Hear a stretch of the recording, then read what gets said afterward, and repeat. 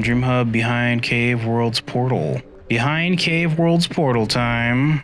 That's... If you just jump the off, apparently there are 2 white platforms that blend into the background. Oh yeah, there they are. Oh my god. I can't believe that Time found that all by himself and not without me looking it up. Yeah, we've got something. Let's see what this is. That's incredible, Time. Incredible because there's no credibility to it. Oh. Or in the model show. Oh, it's a model viewer, I guess. Yeah, it's another one. It's another gallery. Yeah. This is like that light gallery. This is just straight up the light gallery then if it's a model viewer. Character model gallery. Hello, I see you've managed to find this little tucked away secret. This is a gallery of every unique character model and animation I created for Hypnagogia Boundless Dreams, Hypnagogia.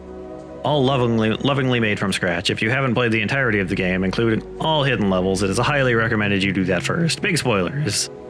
Approach any of the info markers to learn more about the character, the model, and other fun development facts. You can return to the level hub anytime by using the portal behind you, or leaving from the pause menu. Neat. Did you know there were over 3,000 lines of dialogue written for interactions and dialogue with the world's characters? The majority of text was created before the levels were and greatly helped establish character personalities, and where or what they would be doing when you met them. Every character and environment model was made using the 3ds Max modeling program. Details for the low-poly models were then sculpted and painted in ZBrush. Once unwrapped, they went through a texture baking process using XNormal.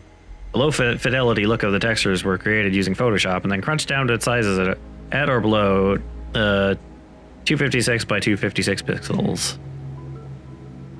Did you know Hypnagogia Boundless Dreams is a follow-up to the previous game, simply known as Hypnagogia? It was released for free online in November of 2020 as a submission to the LSD Game Jam. Much of the content in that game showcases the foundational beginnings of what would later become Boundless Dreams. I did know that because we played that game. Yeah. It was pretty cool. Did you know there were many references and inspirations used for the design of Hypnagogia Boundless Dreams, most of which are video games from... Get out of town. A few included Silent Hill, Crash Bandicoot 3, Super Mario 64, Ape Escape, Mega Man Legends, Metal Gear Solid, and of course LSD Dream Emulator. No way. I would never have guessed. Outside of town. It took 8 months and 28 days to create Hypnagogia Endless Dreams, totaling 257 days. On most days, up to 8 hours were spent conceptualizing, designing, modeling, writing, and playtesting the game. Much sleep was sacrificed. Well, for a game, like a little under 9 months is not that long of a development time. At least, well, it's a long time for one person probably working all the time on it. Yeah. So good job, Pat. Yeah, good job. Unironically, good job. I liked it. It was a cool game. There were over 300 unique textures created for the game's different worlds. Most were created from scratch, such as the ones seen in Space World or Candy World. Others were created using a basic foundational texture found on textures.com. You're doing it, Ty. I am doing it. I'm about to enter a Boundless Dream right now. Oh, boy. Nearly 400 unique models were created for the game, including characters, props, pickups, and level assets. Many share their textures using a texture atlas in order to cut down on the number of individual files needed for the game to process. Now we get to the actual model viewer. Wow. Foreman Fran, Cave World, main chamber, polygon count 490, one unique animation. Whoa, is that even legal? Can we afford that many polygons? That's too many. Look how roundish they are. Look how roundish she is.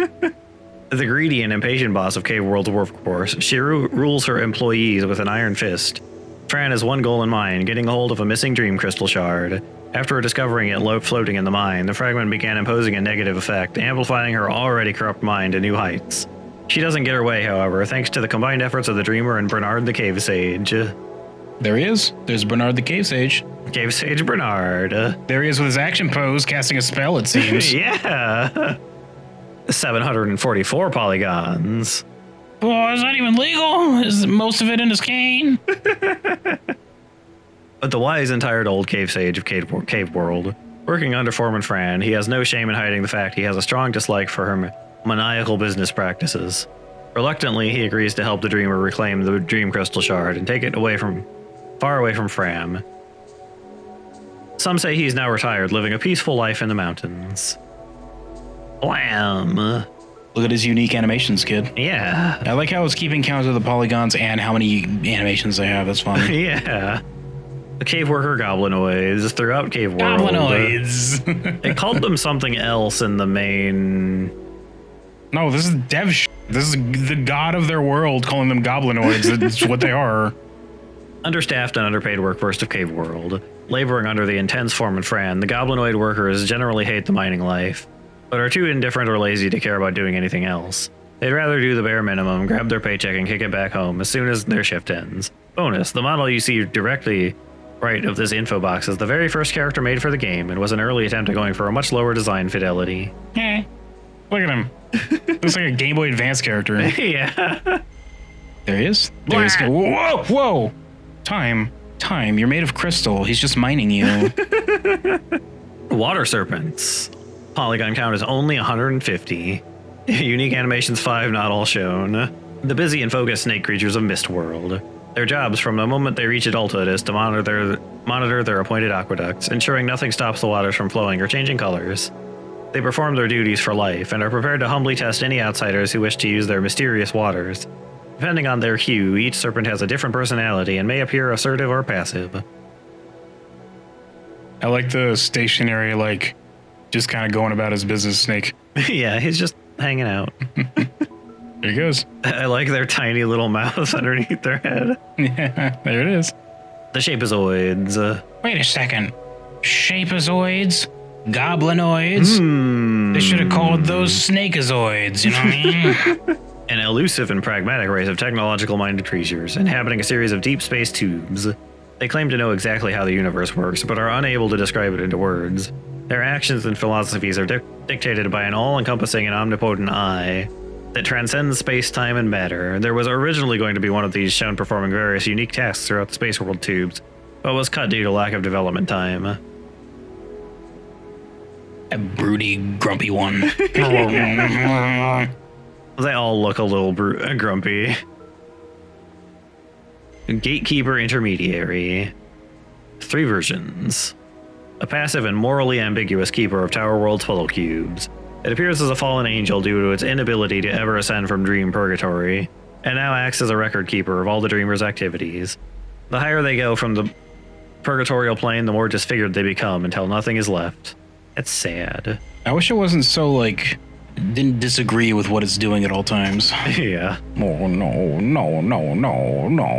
The Rejected, 700 polygons. The Rejectazoids. The Rejectazoids. The decaying race of different creatures inhabiting Tower World. Each one at some point fell asleep in the world outside the dreamscape but never woke up. Over time, they slowly became one with their dreams until the dream crystal fractured, turned them into nightmarish husks of their former selves. Like the gatekeepers, they too become increasingly disfigured, their skin becoming featureless meat the further they try to leave the purgatorial plane. That is unfortunate. Hello, God. Dang. The Dreamcatcher. He's not God. He worked with God. A polygon He's count. currently trying to figure out what the hell's going on with those phones in L. Answering phones right now. Yeah. It's like, what's this about ordering rubber ducks? Yeah, what's up with that? The Creator, the Destroyer, and the controller of everything within the dreamscape. While they both embody and encompass all forms of abstract matter, they intentionally neglect to manipulate the events within a dream, preferring instead to have the dreamer solve problems on their own. Their main function is to prevent the dreamer from dying by falling or otherwise, and guide them using non-obtrusive methods, including laying strict paths or creating a tool needed to progress. Bonus, the wings of the Dreamcatcher are reused portions from Hypno's model. Oh, from the wing parts, I assume. I wish that he just had 6 butterfly nets. To catch me when I fall off of ledges. Catch me now! Aww. This should be the one level where he just lets you fall like whatever, idiot.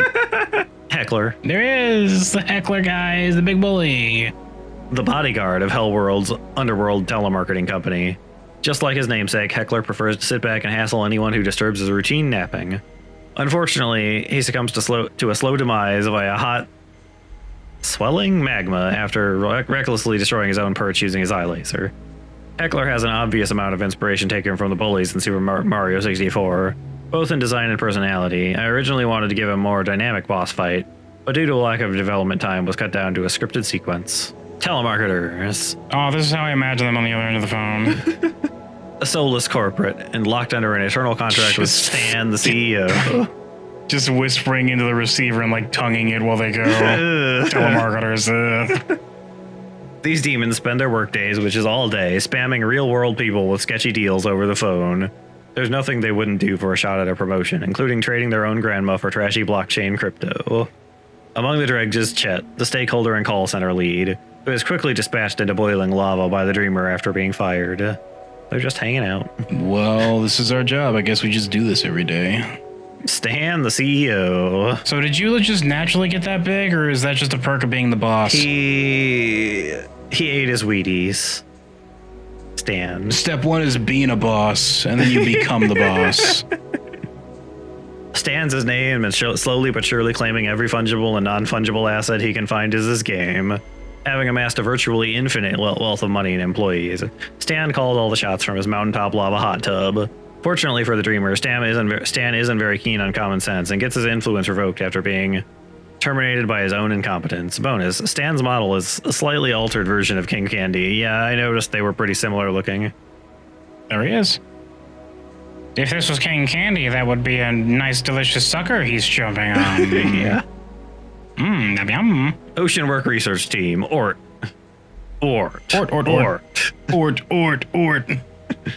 Curious and inquisitive, these aquatic researchers are always trying to deepen their knowledge. The land-based headquarters is always giving them the runaround, never quite fulfilling their financial needs for such dangerous expeditions. Despite the frustrating circumstances, they remain calm and collected, driven more by furthering the research. Unfortunately for one of them, curiosity led to some unexpected and unwanted results. Oops. Bonus, the top half of the research model is borrowed fine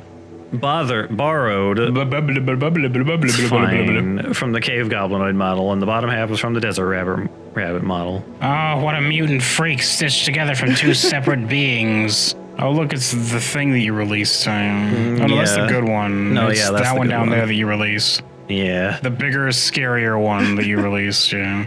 A time-lost cephalopod denizen. Keldros the Lost is his name, by the way. I just skipped his name for some reason. Hey, you distracted me. Keldras once belonged to a noble kingdom who held the responsibility of detaining the great beast Idax. After her hunger lost control, he was one of the first victims of the monster, but unlike the rest of his home, he was not killed. Instead, falling whole into its belly, becoming suspended in an unmoving flux of time. Never to hunger, never to sleep, and never to die. He sits and waits for another of her unfortunate meals to be his ticket out. He may be waiting for a long time. He's based off the statues throughout the underwater world. Hey, if you can't starve to death, you never feel hunger, and you can't die, why don't you start, like, punching him? Yeah. Like, just start punching him all day, every day. Just slowly punch a hole in her, yeah. Just punch your way through its throat, you know what I mean? Eden. Despite her imposing appearance, Eden is a kind and humble creature. She began living worry-free in the Forgotten Temple ruins, but took it upon herself to become its guardian after learning the existence of Edax's imprisonment there. She attempts to befriend every passerby she can, bringing subtle warnings to any who dare to explore the temple's deeper rooms. Due to her old age and frail body, however, she was only able to defend the Dreamer from Edax for so long, before becoming a meal herself. She will always be remembered. This friend has flat-ass teeth, not even dangerous, look at her. Yeah. I can't believe you got her killed, Tom, good job. It sounds like that was something that had to happen. Friend to all time, and you got her killed. The great beast Edax. Oh. There he is, out there, just being a menace.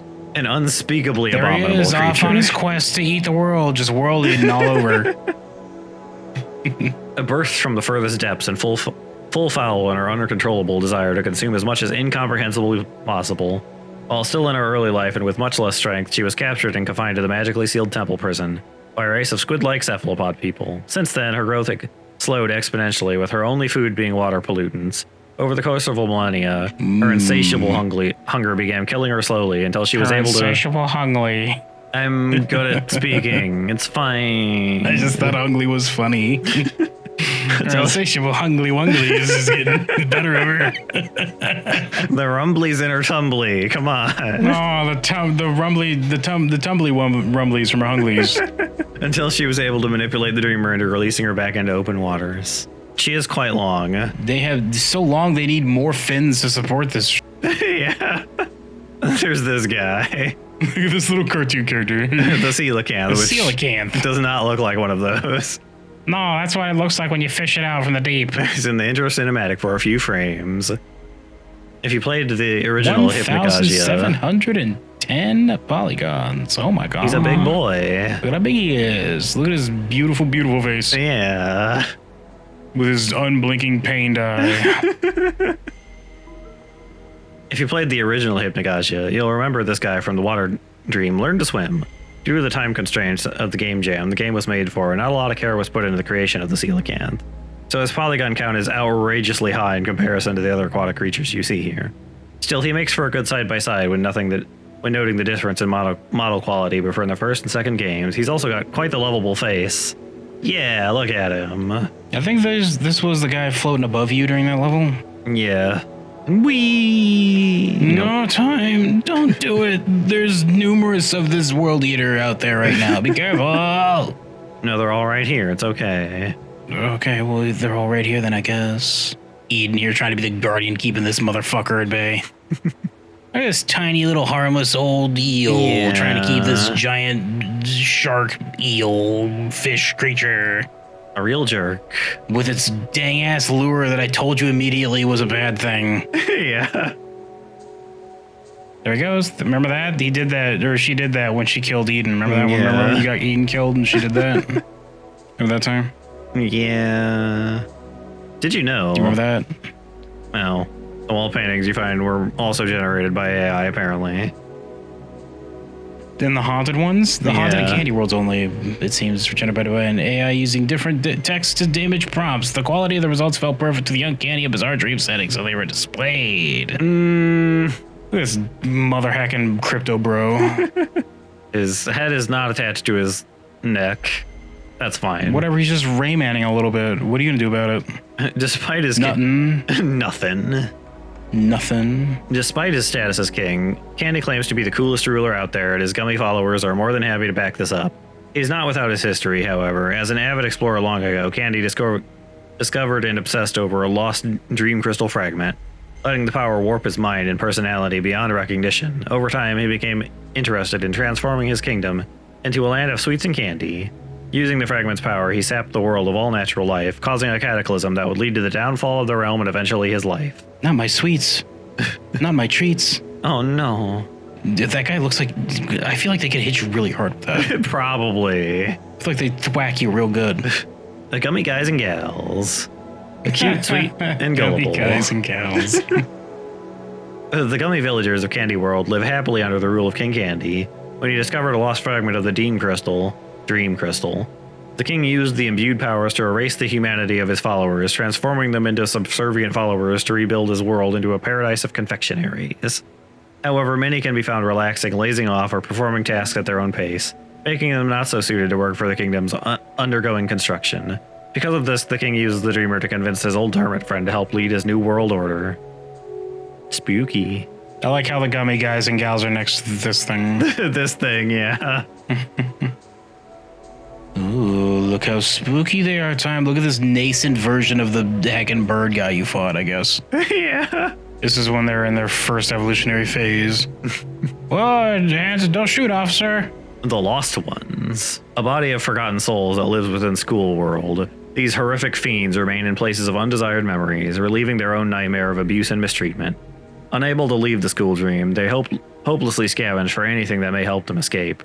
Realizing the dreamer had fallen into their world, the Lost Ones ensured it would be a mistake to remember. Bonus. The design of this character is nearly one-to-one with a creature that was seen in the real-world nightmare the school world was based on. Oh. What? I think he based like all of the dreams on actual dreams he had, so this thing was like from an actual nightmare he had, I suppose. Oh, the real-world nightmare. When he said real-world, I was like, wait, somebody said they saw this like for real? Is what I thought when he said real world. But... No, I think he means these are from like an actual nightmare. Well, I think this bird says work is what he's saying. Work. Nothing to say about these birdos. I guess that'll be included with the bunnies. With the desert gang, everybody, desert dwellers. The desert dwellers, the sand-ridden rabbit folk of Desert World.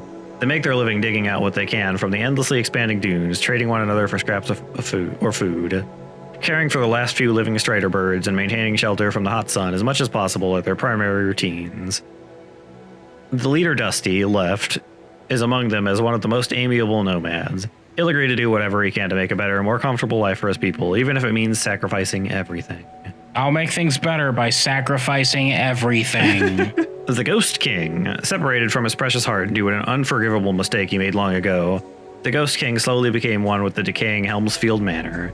An avid explorer in life, he discovered a fragment of the Dream Crystal. He obsessed over it so much that he neglected to care for anything else, forgetting his true passions and goals until his untimely demise. Once a kind and noble soul, now a rotting, destitute shell of his former self. Looks like a goddamn Mario Kart character now. Look at him. Yeah. Look at him. I'd play him, old Dusty Bones. Yeah, this like weird Skeleman. Just like you can't see him drifting around those corners right now. Groundsman Grady. Before the dire mistake his kingly friend made, Grady lived a life of seclusion and solitude in a world gone mad. Cynical, pessimistic, and grumpy. He saw his king's acts as vile and shameless, but could do nothing to stop him. After being wrongly convinced his actions would help others, Grady was forced by the king to work eternally as a groundsman for Helmsfield Manor. He now buries the many that expired at the hands of the foolish king. Seems like there's a lot of time travel in these dreams. Yeah, just a bit. Carefully don't get scritched by this hand that keeps coming out and grabbing the things. Inch? Ooh. The Mansion Phantoms. These disturbing but harmless specters dwell eternally within the haunted world's Helmsfield Manor. Due to a dire mistake their king made long ago while they still walked among the living, they float restlessly through the halls, whispering strange and cryptic messages to passersby. The many who weren't lucky enough to escape death hang petrified and mutilated in the manor's basement's basement, forever left to never see the light of day again. Oh, look at them. They're fully entering their roasted chicken phase. I guess the roasted chicken ones aren't exactly the same, maybe? They might be a little different. I mean, look at their models. Look at them. Yeah, I guess it is. Are you talking about the spooky girls? Go look at the girls and look back at them. It's the same shape. They're just like more spooky. Yeah, that's right. They're sleep paralysis demons. Pitiful and haunting amalgamations created from the fears of dreamers. They appear in places where any amount of fear or unease is present, no matter how subtle. Their only purpose is to keep the dreamer from waking up, to keep them asleep forever. The Dreamcatcher Ophanim is the only thing preventing them from reaching their goal. Where the f were you when that one almost ruined everything, Ophanim? Yeah. How come I had to go find you at the top of a goddamn tower somewhere just so you could be like, deal with it. Yeah, just do it. Shivering Settlers. Big lady. Just the slab. The poor denizens of Iceworld, a race of beings once adapted to humidity, but at one point forced to quickly acclimate to subarctic temperatures. After an event known as the Great Collapse, Iceworld's population underwent a series of mass extinctions, leaving much of them buried under miles of ice or snow. The village chief and their husky companion Biscuit left for an expedition in search of a way to fix the world at one point, but went long forgotten as they never returned. Oops. Oops. The Weird Door / Thera. Goddamn f***ing fan fiction about this one. Yeah. The sentient and bashful stone door of Mushroom World's pyramid ruin. Unremarkable at first glance, but when approached, this spunky hunk of rock can't help but get attached to the unprepared adventurer. The dreamer catches them off guard, however, during their travels and manages to beat the door on a test of riddles, although it's been said getting to know them a little better helps pass a different test. In Forest World, the dreamer meets back up with a different form of the weird door while in one of their own dreams, and it becomes apparent that even there they still show some hidden feelings for the dreamer. Bonus. This was originally going to be a one-and-done interaction, but after hearing the player responses, this led to the door getting much more personality and dialogue in an update. What, you're telling me that a gamer saw a door blushing at them and was like, I need more of the door, put more of the door in. All these mushrooms. Mushroom villagers. The tiny toadstool dwellers of Mushroom World. They have a knack for exploring, gardening, and generally loafing around. A kind and inquisitive race with a take-it-slow approach to everything. Enjoying life outdoors and with friends is how they spend their time. The most notable villagers include Toadstool Tommy, the rambunctious youngster, Freckle, the local green thumb gardener, and Explorer Niles, a scout who loves a good adventure. Bonus. The model to the left of this sign was the first pass on the mushroom villager. I didn't like how you couldn't see their mouth, so I went with the redesign. Oh yeah, he's got like a... Just like he has, with the way the top part of that shroud or whatever he's wearing, it looks like a mustache. It looks like he has a big furry mustache. Mayor Morel. You'll be hard-pressed to find a mayor as laid back as Mayor Morel, as leader of the Mushroom World Village. I bet. He just won't stop. Look at him go. Still doing it. He keeps the stress down by staying worry-free among the rest of his fungus friends. He's not without his wisdom, however, and believes sentimental appreciation is one of the more genuine aspects of life. His assistant, Mung, normally handles all his busy work, but just can't seem to help himself from telling a bad joke or two every so often. There's more. Well, that's, I think about half of, well, probably like 2/3. There's a little bit more up here and to the right I saw. Yeah. Look at this adventure we went on, Time. Yeah, we met a lot of different people. Time, when you go to sleep tonight, do you think you're going to dream about any of these characters? Definitely. Which one do you think you're going to dream about the most? That one. The Babakador doesn't count. Can't claim Babakador. Grimthorn, the nefarious and cunning apex predator of the dreamscape. Grimthorn is the embodiment of all things which turn pleasant dreams into wretched nightmares. After the dream crystal was fully reassembled by the dreamer, Grimthorn's true form was revealed to have been Hypno all along. Manipulating it. What a surprise. No way. Manipulating events for her own selfish goals. She wishes for nothing more than complete control over the dreamscape and to turn the world into a place of total loathing darkness. Thanks to Goji's profound ethereal sacrifice, Grimthorn's goal of domination was made fruitless. I can't believe the character named Grimthorn was bad guy the whole time. Look at that. Yeah, I wish there was a character who had like a super evil name, but it turns out they were the only good guy the whole time. They're perfectly fine, yeah. That'd be pretty funny. Cinematic development. There are a total of 9 cinematic cutscenes throughout Hypnagogia Boundless Dreams, totaling around 16 minutes long altogether, although each one has their own unique individual set of character animations. Animations were rigged and baked using 3ds Max, and then exported into their respective scene in Unity. A lot of back and forth was done between programs to ensure animations were timed and matched properly with one another. Out of all other development tasks, creating cutscenes I was satisfied with took the most amount of time. There he is. There he is. Apparently he wrecked his forearms because those are wrapped up like he got an ouchie. Oh yeah, and the tail and the... Oh man, I got beat up. You think I'm the only one? I mean, we got to wrestle for dominance. I'm constantly having to kick the shit out of things that are about my size and strength. Like all the time. Whoa, he almost got you that time, he heard. Whoa! Hypno. Claiming to be the dreamscape's guardian, Hypno takes on the responsibility of overseeing the dreamer and their journey's progress. Her moral compass is ambiguous at best, consistently offering questionable advice and opinions on various worldly topics. Hypno believes Goji's role in protecting the Dream Crystal unsuitable, stating that he is untrustworthy and intentionally disappeared when he was needed most. She can occasionally be seen perched in the distance watching the dreamer, or wearing a wide-brimmed witch's hat. Bonus, Hypno was originally going to use the model of the Gatekeeper character, but I didn't feel like she was imposing enough. Ultimately, I went with the idea of a shifty-looking vulture creature. Look at this shifty-looking vulture creature. This vulture creature is pretty shifty. Hiding its spooky, serious for realsies face. Yeah. Behind its feathers and hat. And apparently that one where they're like crying, they're like having a nervous breakdown. I don't know what's going on there. I think that was when they were transforming into the... Oh, it looked like they were just like, I can't take it anymore. I can't take this anymore. Look at his angry face. No, I'm not going to let you do this with my weird nose. I look like an old man all of a sudden. Goji, the true guardian of the dreamscape. Goji is a virtuous being of absolute purity. Goji's sole purpose is to watch over the ethereal dream crystal and ensure it stays intact at all times. Whenever something is amiss, he's awoken from his deep sleep to investigate. I saw him slide into the right of his box. The bell Goji wears is a symbol of the purity of dreams and holds a supernatural source of power that quells darkness only in the most dire of situations. To every individual dreamer, there exists a unique version of Goji who protects them. So only one Goji died. There's like a bunch of them, apparently. Well, yeah, he lives in dreams, kid. Yeah. I don't even know what his sacrifice did. Yeah. Like, I don't get it. It's fine. I wonder if there's somebody who dreams Goji, but like he's a praying mantis. They're like, I hate Goji. He's scary. It's just he's still got the rabbit ears and the bell, though. No, I hate it. I don't get why, if he's going to show up as something else, does he still have the rabbit ears? What's that about? He's so scary and weird. Why is he eating a fly every time he sees me? The Mimic, a puppet created by Grimthorn, in the image of Goji in order to trick the dreamer. Stitched together from the dried skins and stuffed with fleshy masses, the Mimic was given everything but a brain. Through its lack of intelligence, Idiot. Bully him. stupid. Even the developer thinks you're dumb. You're canonically brainless. Through its lack of intelligence, it fails to reclaim the lost dream crystals for Grimthorn, instead becoming distracted by each of the colorful dream worlds.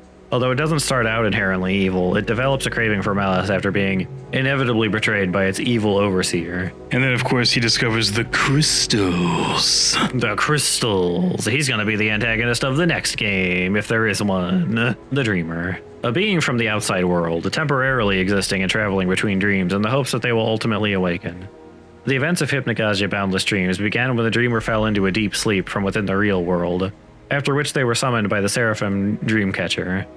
In their own personal world of hypnagogic hallucinations, there the Dreamer remains trapped until the fractured dream crystal is reassembled. Their morals, actions, and personality are dictated by the person controlling them, you. The bonus, the Dreamer began as a repurposed human model from the city world level in the first Hypnagogia. So, Tom, I just wanted to point out that they said that their morals and actions are the results of your actions. Therefore, you did indeed destroy numerous dream worlds. It's fine. And it was all your fault. It's fine, Jetpack. It was all your fault. Jetpack. Man, spooky fish guy, I forgot how much bigger you were on the inside looking at you from the outside. Yeah. Well, that's Hypnagogia, Boundless Dreams, it seems. Yeah, that's Hypnagogia. It seems we found most. There's like a few rooms with art pieces that we didn't see, but Yeah. this was the. Oh, scary. Oh. That was Hypnagogia. That's our playthrough, everybody. That's our playthrough of Hypnagogia Boundless Dreams. Pretty cool. If I don't know if there's any other choices we could have made along the way, or if they were all kind of like required the way they went. Kind of seems like there weren't actually. I'm gonna stand by my assumption that time just ruined a bunch of dream worlds by accident. So that's my assumption. That's my head canon for this. That's pretty cool. I like this game. It's pretty cool. Yeah, it's neat. It might just be a reference, but it kind of maybe seems like there's plans for another one. Well, I mean, they had Goji be like crystals. Yeah. Or well, other Goji, I mean. He's gonna show him there's gonna be a crystal for like replacing his ripped off ear. Like, I become more than a Goji. I become Crystal Goji. And then Goji will be there like throughout the entire game, just like floating around as a ghost. Just a ghost Goji's around. Yeah, why are you not named anymore? Because he's not Goji anymore, he is ascended. I am now capital G-O, capital G Goji. I see. Gog-G. Gog-G. I've added an extra G in there too, just so you know. Just to represent the fact that I've grown. My name gets longer whenever I grow. Your name was only 4 letters long before. Yeah, it's been a while since I've grown. Yeah, I was a baby. I was a tiny little baby and I saved the whole world. What'd you do? Nothing. You just stood there for the whole cutscene. You stood there wondering what you were supposed to do with your hands that whole cutscene. Dork. Well, that's it. Hypnagogia. Hypnagogia, pretty cool. Next time, whatever we play on Video Game Channel, next time. Yeah, next time. Video game channel.